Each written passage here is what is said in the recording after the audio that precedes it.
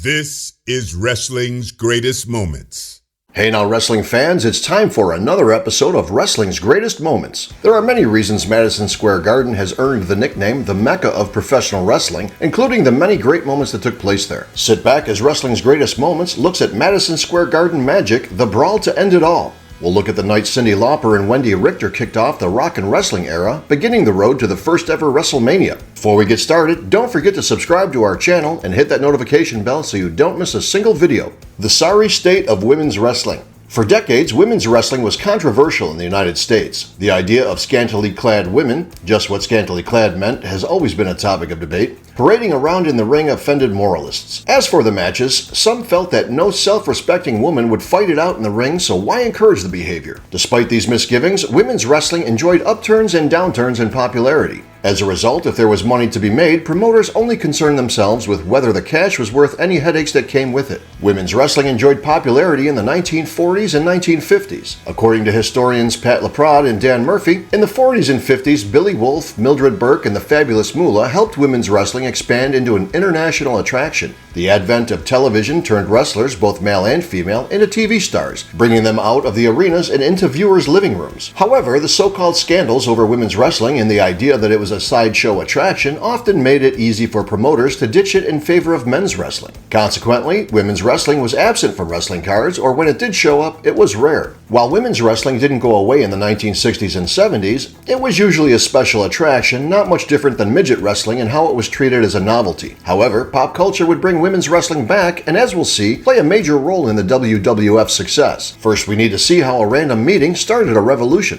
1983 was a huge year for musician Cyndi Lauper. Lauper had struggled for years to make it in the music industry. Lauper battled setbacks in the 70s and early 80s, including damage to her vocal cords and a lawsuit from a former business manager that forced her into bankruptcy. Critics praised Lauper's work as a vocalist for the band Blue Angel, but the band failed to succeed with its debut album. Things turned around when manager David Wolfe took Lauper on as his client, negotiating her a deal with Epic Records subsidiary Portrait Records. It's often said that timing is everything, and Lauper's debut album, She's So Unusual, couldn't have been released at a better time. Not only was Lauper gifted musically, but her take on pop rock aesthetics gave her a signature look that got people's attention. At the time, MTV's popularity had exploded, with music videos proving a popular way to boost record sales and the public awareness of new artists. Lauper was preparing to shoot a video for her song, Girls Just Want to Have Fun, when she met the man who would play her father in the video. As Lauper recalls, I met Captain Lou Albano when I was in Blue Angel. We were on a plane ride coming back from Puerto Rico. Originally, they wanted the wrestler Gorgeous George to be in the video, but I said, no, Captain Lou's the one. I had kept in touch with him and had his number, so Dave called him and he signed up immediately. There are some questions about Cyndi's recollection. First, Gorgeous George passed away in 1963, which suggests either a fuzzy memory or that one or more persons involved with Lauper's video production wasn't aware of this. Second, Shaun claims in his book Sex, Lies, and Headlocks that the wrestling manager nicknamed the Guiding Light passed on Lauper's offer. Lauper returned from San Juan raving about Captain Lou. At the last minute, Wolfe asked Epic to call the World Wrestling Federation and inquire if Albano was available to play Cyndi's father. At first, the grandfatherly grappler said he wasn't interested, but on the evening before filming, his wife convinced him to change his mind. Whatever led to Lou signing on, his presence not only helped make the video a smash sensation, it set off a chain reaction that would revolutionize the WWF. Corporate synergy. Through the years, the story of Lauper's involvement has usually been told as that of a successful artist piggybacking onto wrestling and both sides benefiting from the collaboration. However, as Cyndi Lauper tells it, her album was not an overnight sensation and it took serious effort to succeed. Thus, Lauper's manager Dave Wolfe used every promotional trick he had, including tapping into pro wrestling. People think Girls Just Want to Have Fun was a big hit right away, but it wasn't. MTV played it a little at first, but not much. When it went to radio, it only got 7 ads in 2 weeks, meaning only 7 radio stations played it in the whole country. According to Lauper, Wolfe explained to her how working with the WWF could help. There were 3 wrestling shows every weekend, Friday night, Saturday morning, and Saturday night. If you had your music videos on all 3 of those shows, which had big numbers, lots of people would see them, so I said okay.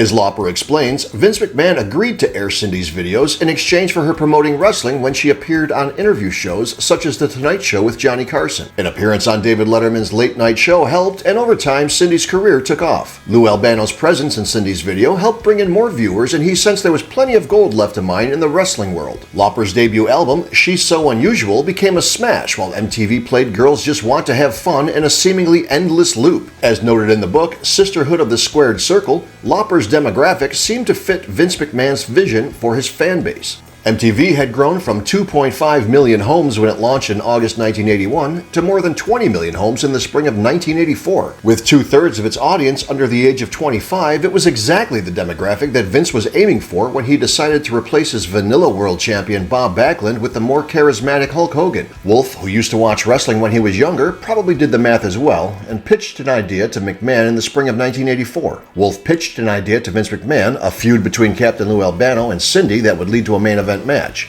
Fans have seen stranger things in wrestling, but Wolf wasn't going to have Lauper wrestle. Instead, Wolf would have Cyndi manage a wrestler to fight Albano's wrestler. Vince McMahon pitched veteran grappler the Fabulous Moolah against Wendi Richter, an up-and-coming star. According to Sex, Lies, and Headlocks, Wolf said that sounded fine so long as Lauper got the young one and the young one won. Now it was time to make things happen and see whether Lauper's popularity could recharge a moribund women's division. Wendi who? For many fans, Wendi Richter was an unknown quantity. While she competed in the WWF, Richter wasn't pushed, and like many other women wrestlers, her career had little direction. As mentioned, women's wrestling remained a sideshow attraction in many ways, and the WWF was no different. Wendi Richter began training to become a wrestler when she was 18. Born in Fort Lauderdale, Florida on September 6, 1961, Richter fell in love with professional wrestling and trained at the Fabulous Moolah's wrestling school in Columbus, South Carolina. According to historian Pat Laprade, Richter debuted in 1980. By 1982, Richter was in the midst of her second tag team championship reign with Joyce Grable, just one of Richter's many trainers. Two worked as the Texas Cowgirls, but as time went on, Richter's career hit a wall. Part of the problem was the way female talent was booked. According to the book Sirens of the Squared Circle, since the women were in a touring division and not usually featured on TV, there were few true storylines for the women. One night, Richter would be facing Donna Cristantello in Utica, New York. 3 days later, they would be teaming in Green Bay. Just days before she was announced as Lauper's pick for the match, she was on the losing end of a tag match in front of more than 21,000 people at the Superdome in New Orleans. However, as Laprade and Murphy note, Richter was the right choice for Lauper's representative in the ring.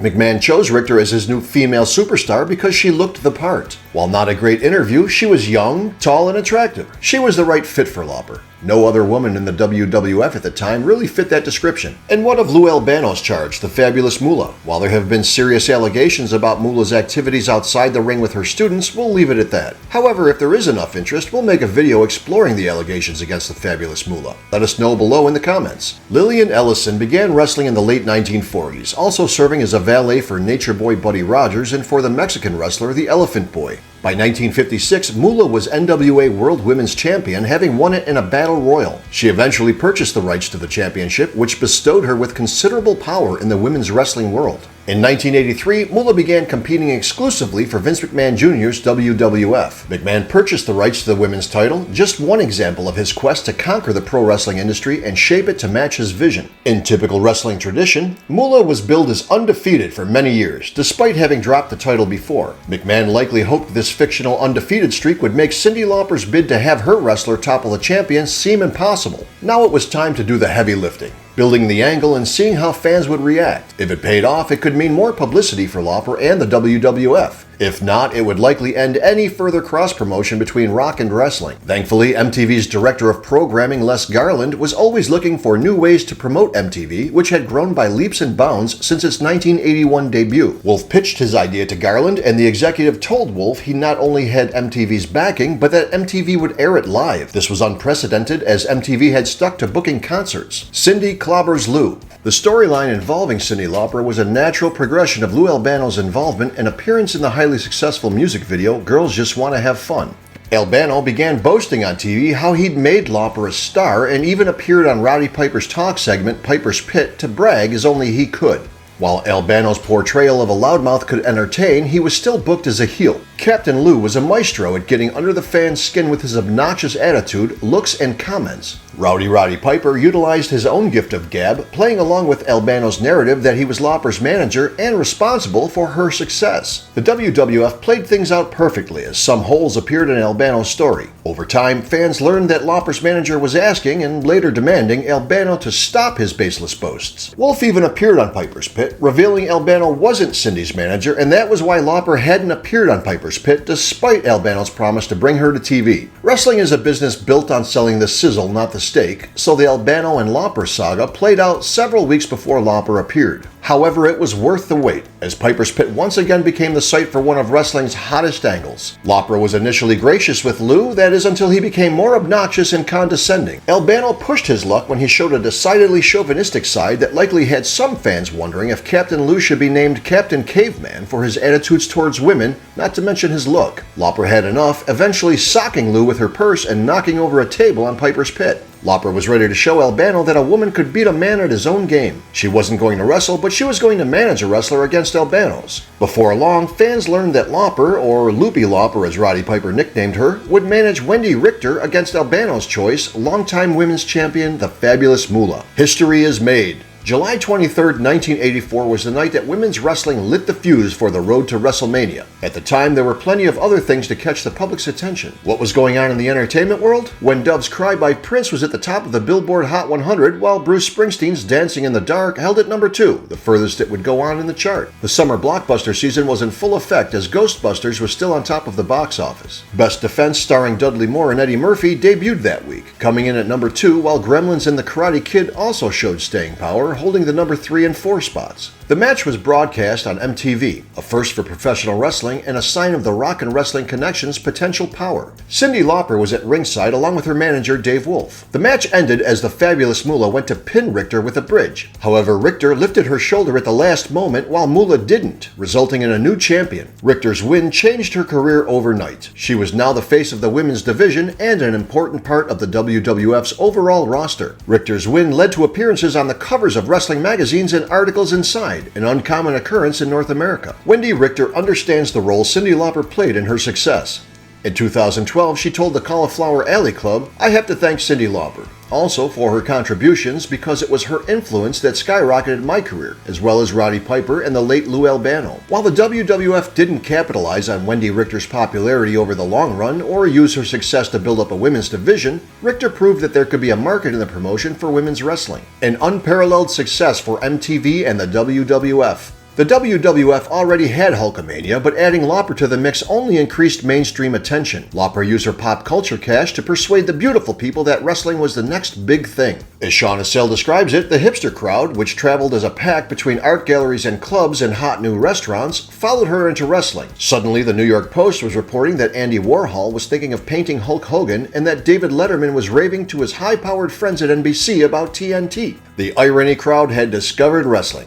Consequently, the general public began taking note of professional wrestling. Wrestling was quickly becoming cool. In his memoir, In the Pit with Piper, Roddy Piper discusses both Cyndi Lauper and her manager Dave Wolf's contributions to professional wrestling. There are two people who do not get enough credit for their contributions who also need to be acknowledged. Cyndi Lauper and her tireless manager Dave Wolf were so instrumental in bringing wrestling into the mainstream. I'm a big fan of both of these people and I know how important their roles were in getting the wrestling boom started. I was there to witness what these two wonderful people did and I thank them. The Brawl to End It All was a ratings winner for MTV, which left the door open for future collaborations. It also meant more publicity for the WWF on MTV, a potential goldmine for reaching younger viewers. The sky would be the limit if the WWF could devise a solid strategy for utilizing its new resources and growing popularity. For Vince McMahon, this was the next step in his goal of conquering the wrestling industry, and he wouldn't squander this opportunity. Do you remember Wendi Richter's Women's World Championship win over the Fabulous Moolah?